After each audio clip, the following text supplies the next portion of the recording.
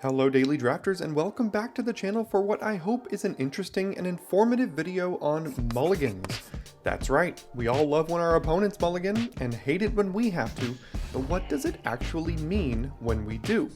I've gone ahead and compiled data from over 1,100 games across 183 drafts and 6 draft formats, all posted here to the Daily Draft channel to give you the ultimate video on the math of mulligans.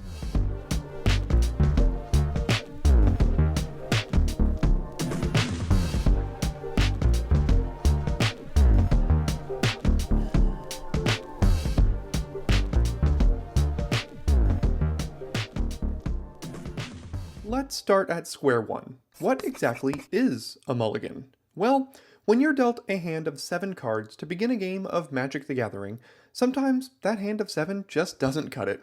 So we have to take a mulligan, which at the time of recording of this video means that you shuffle those 7 cards back into your deck, draw a new hand of 7, and then return an amount of cards equal to the number of times you have mulliganed back to the bottom of your deck. Simple enough, right? Well, the difficulty lies in deciding which hands to keep and which hands to send back, because at the end of the day, it's all up to you.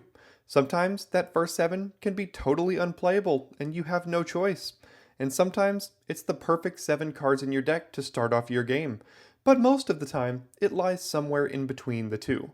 Let's start by taking a look at some of my personal data. All of the data presented in this video is compiled from draft videos posted here to the Daily Draft channel across 183 drafts and a total of 1,118 games of Magic. Quick reminder, this is data gathered solely from games of Magic the Gathering Limited. I'm not at all speaking to the data of constructed mulligans. But in those 1,118 games, I have won 633 games and lost 485 games, putting my overall win percentage at 56.6%. Remember that number? Because now we're going to take a look at how mulligans affected the outcomes of some of these games. Of the 1,118 games played, I have chosen to not take a mulligan in 1,025 games, or 91.7%. I have mulliganed down to 6 cards in 92 games, or 8.2%, and I have mulliganed down to 5 cards in one singular game, or 0.09%.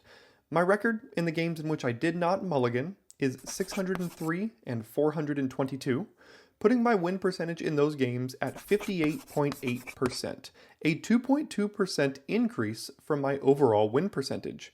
But how did I fare in the games that I mulliganed down to 6 or fewer cards in my opening hand? Well, in games where I took at least one mulligan, my record was 30 and 63, putting my win percentage in those games at 32.3%, a 24.3% decrease from my overall win percentage.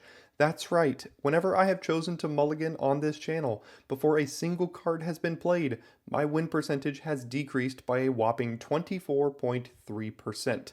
That is a huge number. But for every game I played, my opponents also made mulligan decisions as well. Let's see how they fared.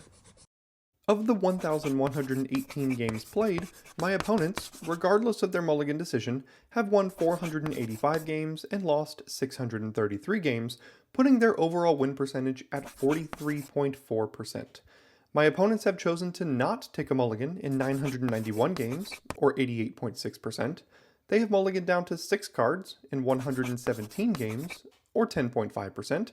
And they have mulliganed down to 5 or fewer cards in 10 games, or 0.9%.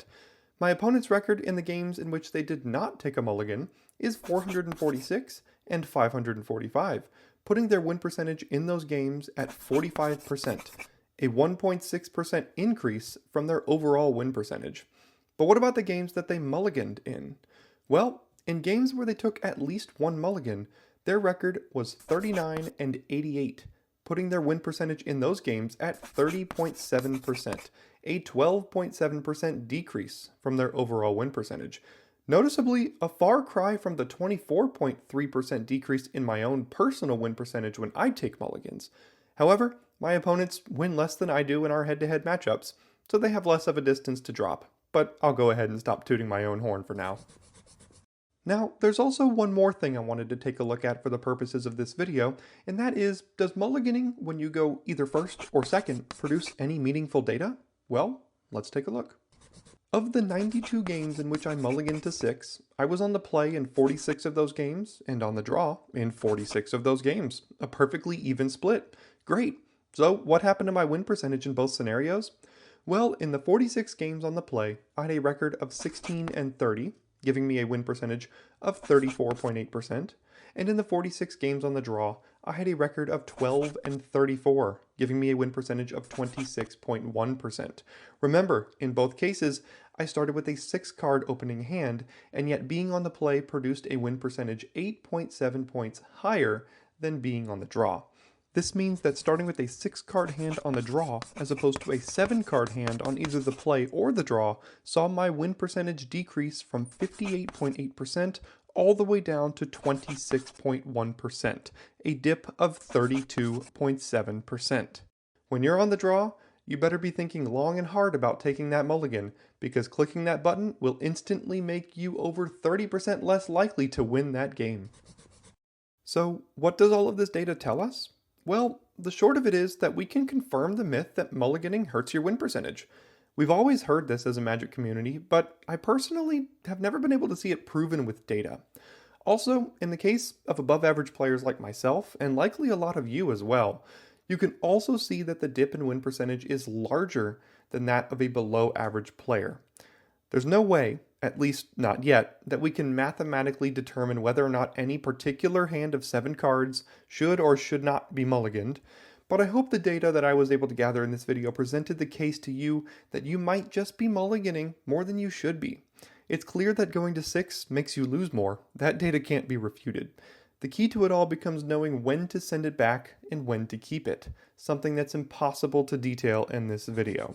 However, if you are interested in getting better at deciding when to mulligan and not, go ahead and subscribe here to the Daily Draft channel. We post dozens of drafts of each of the latest formats and give you all sorts of tips, tricks, and pointers to make you a better Magic player so that you too can be confident in your mulligan decisions.